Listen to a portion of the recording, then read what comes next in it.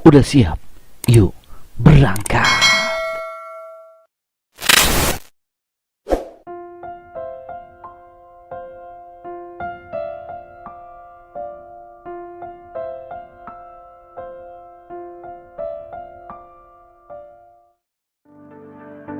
Assalamualaikum warahmatullahi wabarakatuh. Apa kabar anak-anakku semua? Semoga kalian dalam keadaan sehat selalu. Pada hari ini kita akan belajar tema 4, subtema 1, muatan IPA, KD 3.4 dan 4.4 yang berjudul peredaran darah.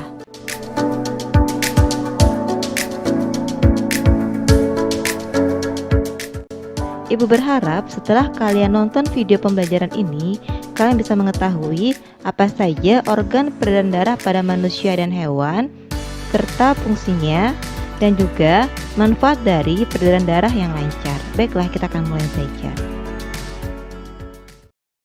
Organ peredaran darah pada manusia dan fungsinya. Mengalirnya darah yang dipompa oleh jantung dalam tubuh disebut sistem peredaran darah. Sistem peredaran darah manusia tersusun atas jantung, pembuluh darah, dan darah. Jantung dan pembuluh darah. Perhatikan gambar berikut ini. Jantung adalah organ yang sangat penting bagi tubuh. Jantung berfungsi untuk memompa darah, sedangkan pembuluh darah berfungsi untuk mengalirkan darah. Jantung, perhatikan gambar berikut ini. Jantung terdiri dari 4 bagian, yaitu serambi kanan, serambi kiri, bilik kanan, dan bilik kiri. Serambi kanan berfungsi untuk menerima darah yang kaya akan karbon dioksida dari seluruh tubuh. Serambi kiri berfungsi untuk menerima darah yang kaya akan oksigen dari paru-paru. Bilik kanan berfungsi untuk memompa darah yang kaya akan karbon dioksida ke paru-paru. Sedangkan bilik kiri berfungsi untuk memompa darah yang kaya akan oksigen ke seluruh tubuh. Pembuluh darah.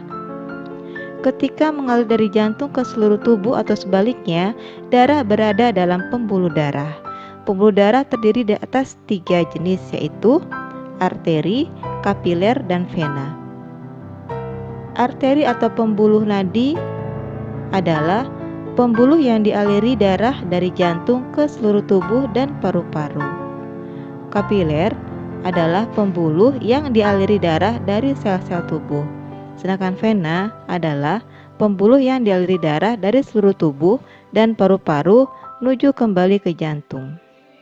Berdasarkan alirannya, darah mengalami 2 macam peredaran, yaitu peredaran darah kecil dan peredaran darah besar.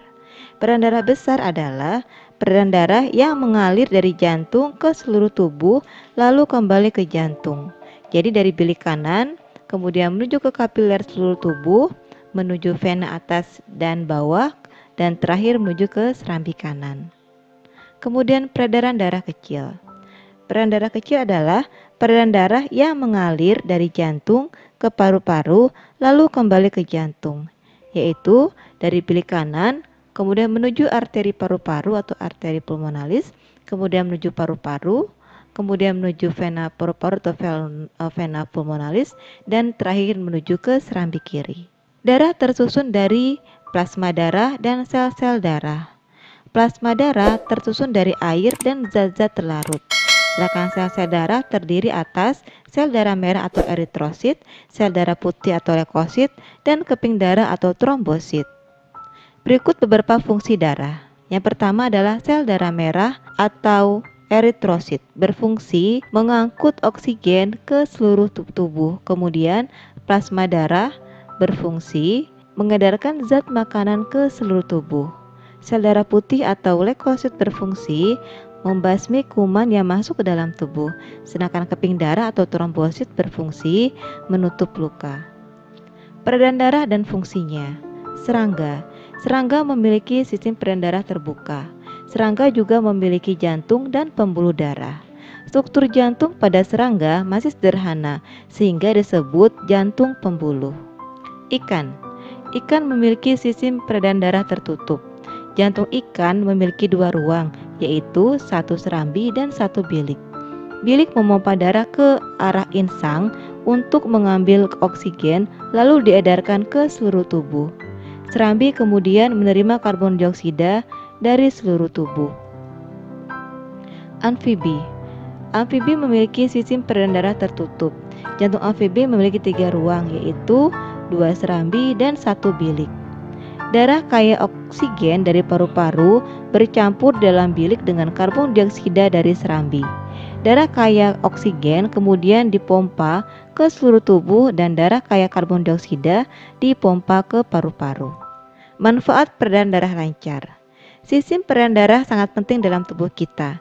Jika peredaran darah terganggu, maka fungsi beberapa organ juga akan terganggu, seperti jantung, otak, paru-paru, dan organ-organ pencernaan. Peredaran darah yang tidak lancar juga dapat menimbulkan penyakit. Berikut manfaat peredaran darah yang lancar bagi tubuh kita. Yang pertama, kita akan selalu sehat. Jika peredaran darah lancar, pasokan oksigen dan zat makanan ke organ-organ dalam tubuh akan lancar, sehingga fungsinya berjalan baik. Yang kedua, bebas dari penyakit jantung dan stroke. Jika peredaran darah lancar, pasokan oksigen dan zat makanan ke jantung dan otak terpenuhi dengan baik, sehingga kedua organ ini dapat bekerja dengan baik. Yang ketiga, paru-paru lebih sehat. Jika paru-paru mendapatkan cukup pasokan oksigen dan zat makanan, maka paru-paru akan bekerja dengan baik. Kita harus menjaga kesehatan organ-organ peredaran darah dengan baik. Misalnya, makan makanan yang bergizi, olahraga teratur, dan istirahat yang cukup. Demikianlah pembelajaran kita hari ini. Alhamdulillah, semoga bisa diambil manfaatnya. Sampai jumpa lagi. Assalamualaikum warahmatullahi wabarakatuh.